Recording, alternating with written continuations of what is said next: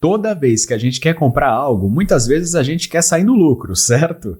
Nem sempre, mas quem não gosta de uma promoção por um produto bom, hein? Até mesmo numa questão de empreender, comprar um negócio, investir num negócio.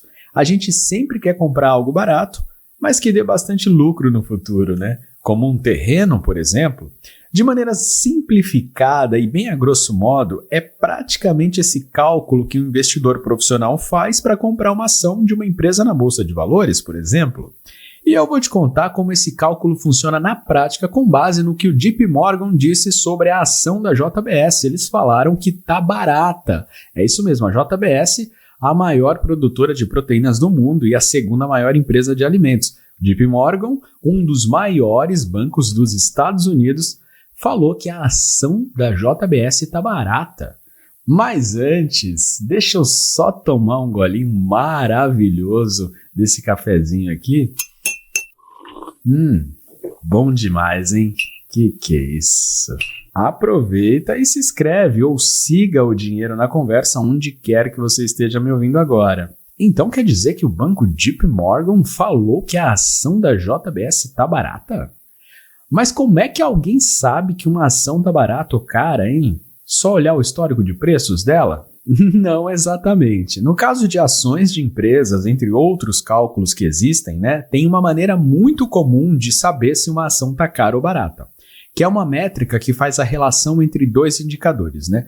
O EV, ou EV, o EV, né? Enfim, como você quiser falar, e o EBITDA, mas que normalmente a gente pronuncia EBITDA ou EBITDA, tem várias variações também sobre isso, sobre como falar. Hoje a gente vai falar EBITDA, tá? Mas o que significa esses nomes estranhos, hein? É o seguinte, o EV, né? O EV, enfim, que eu falei, significa Enterprise Value. Esse é o valor total de uma empresa no mercado, ou seja, quanto ela custa, né? Incluindo suas, no caso de uma empresa que está na Bolsa de Valores, incluindo suas dívidas e ações. O EBITDA, o EBITDA, enfim, ele significa Earnings Before Interest, Tax, Depreciation and Amortization, que nada mais é lucro antes de juros, impostos, depreciação e amortização, que é uma medida de quanto uma empresa ganha com suas operações principais, desconsiderando algumas despesas e custos financeiros. Basicamente, a grosso modo, quando você recebe o salário e ainda não pagou suas contas, por exemplo, no seu caso, né? Você tem tanto de lucro bruto ali no seu salário, né? Mas sem considerar as coisas que você ainda vai pagar e quanto vai sobrar, né? Geralmente isso é usado para comparar o desempenho operacional também da empresa.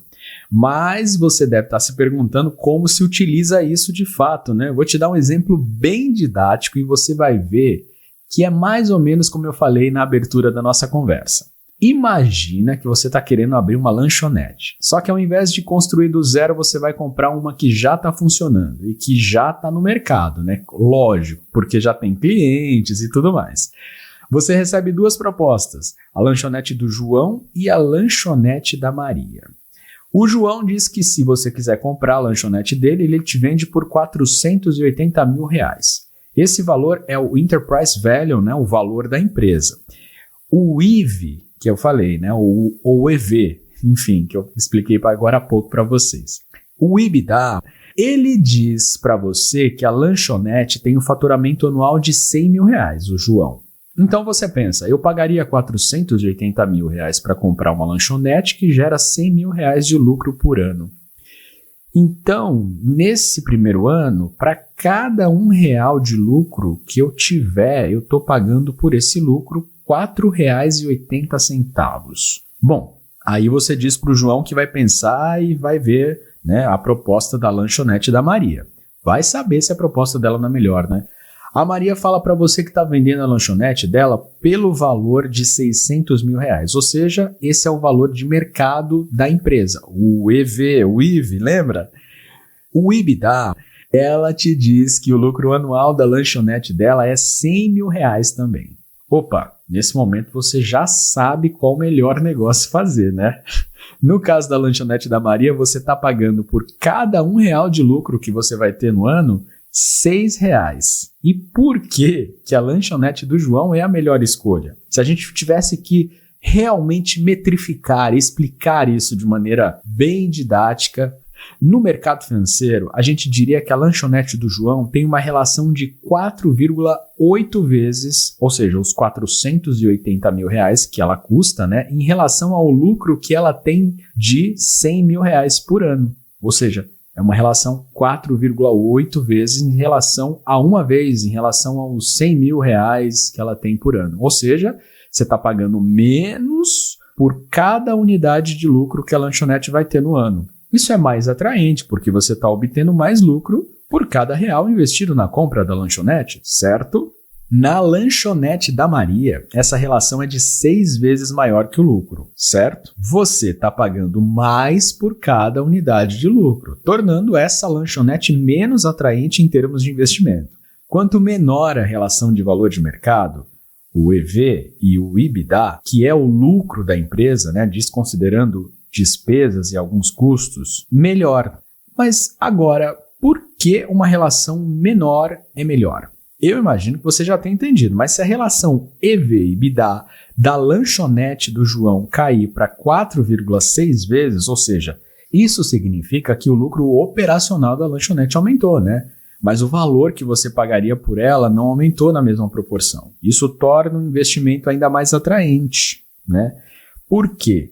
Mais lucro por menos dinheiro. A empresa está gerando mais lucro em relação ao preço que você pagou, aumentando o retorno do seu investimento. Porque, por exemplo, a relação pode mudar depois que você comprar a lanchonete do João, né? Por isso que eu dei esse exemplo agora, falando de 4,6 vezes a relação, né? Você comprou por 480 mil a lanchonete do João, mas aí o seu lucro anual, que era para ser de 100 mil reais, foi mais que isso. Então o seu custo diminuiu e você teve mais lucro no final. Por isso a relação menor é melhor, entendeu? Então foi basicamente essa conta de maneira simplória aqui que os analistas fizeram com a JBS. Atualmente a relação EV/EBITDA da JBS é de 4,8 vezes. Isso quer dizer que o valor de mercado da empresa é 4,8 vezes maior que o seu lucro operacional. Essa relação é vista como atraente pelos investidores porque ela está baixa quando a gente compara com outras empresas desse mesmo setor. Além disso, a JBS está gerando um fluxo de caixa livre com rendimento de 13%. O que isso significa? Significa que após ela pagar todas as despesas, a empresa ainda tem uma boa quantidade de dinheiro sobrando, o que é um sinal positivo de saúde financeira, né? Os analistas acreditam que com a taxa de câmbio atual, nosso dólar maravilhoso, né, em reais, aí, mais ou menos na faixa dos 5,60 que a gente está, não sei agora, nesse momento que eu estou gravando esse episódio, a JBS, os analistas acreditam aí com essa taxa de câmbio atual, a JBS pode aumentar o seu lucro operacional em 2024 para 31,5 bilhões de reais. Nesse cenário, a relação EV/EBITDA cairia para 4,6 vezes, igual o exemplo que eu falei da lanchonete do João, sabe? E isso tornaria as ações da JBS ainda mais atraentes para os investidores. Agora, gente, é importante deixar claro aqui que tudo isso é apenas um resumo, tá? Há sempre mais detalhes, até mesmo do fundamento das métricas que eu te expliquei aqui. Inclusive, tem analistas que nem gostam dessa métrica, empreendedor também que não gostam dessa métrica, até mesmo o Warren Buffett, um dos maiores investidores do mundo tradicional, ele já declarou que não gosta dessa métrica também. Mas afinal, essa é a beleza do mercado, né? Democrático e diverso. E você, conhecia esses cálculos para saber se uma ação está cara ou barata? Comenta aqui embaixo. Grande abraço e até o próximo.